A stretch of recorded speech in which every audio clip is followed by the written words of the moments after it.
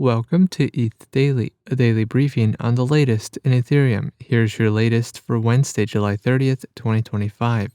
Ethereum celebrates its 10th anniversary. EigenLayer launches EigenDA v2 on mainnet.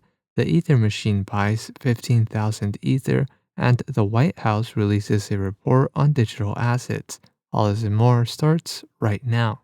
July 30th, 2025 marks Ethereum's 10th year anniversary. On this day in 2015, the Ethereum Genesis block was mined during the Frontier launch, introducing the world's first smart contract blockchain. As Ethereum's first mainnet release, Frontier rewarded miners with 5 ETH per block and set the foundation for the world computer. Today, Ethereum secures over $130 billion in stablecoins, nearly $90 billion in locked-in DeFi, and more than $9 billion in tokenized real-world assets. Over the past decade, Ethereum has survived the DAO hack, implemented the burn, transitioned from proof-of-work to proof-of-stake, and delivered scalability through Layer 2s. The Ethereum Foundation is celebrating the anniversary with a limited-time NFT mint.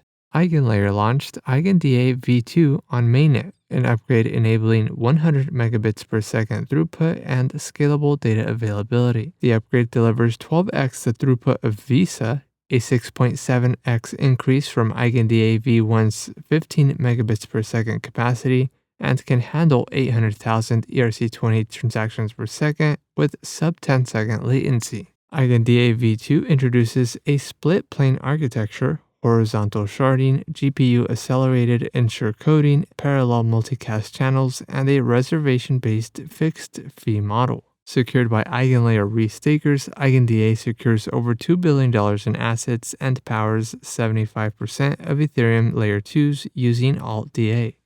The Ether Machine, an institutional platform focused on ETH treasury management, acquired 15,000 Ether, valued at approximately $56.9 million through its subsidiary, the Ether Reserve LLC. The purchase increases the company's total ETH holdings and commitments to 334,000 ETH, with $407 million available for future purchases. The Ether Machine chairman and co-founder Andrew Keys also contributed $100,000 to the Protocol Guild, a community-led initiative supporting Ethereum's core developers. Through its long-term accumulation strategy, the Ether Machine seeks to deliver transparent, secure, and direct access to ETH-denominated yield.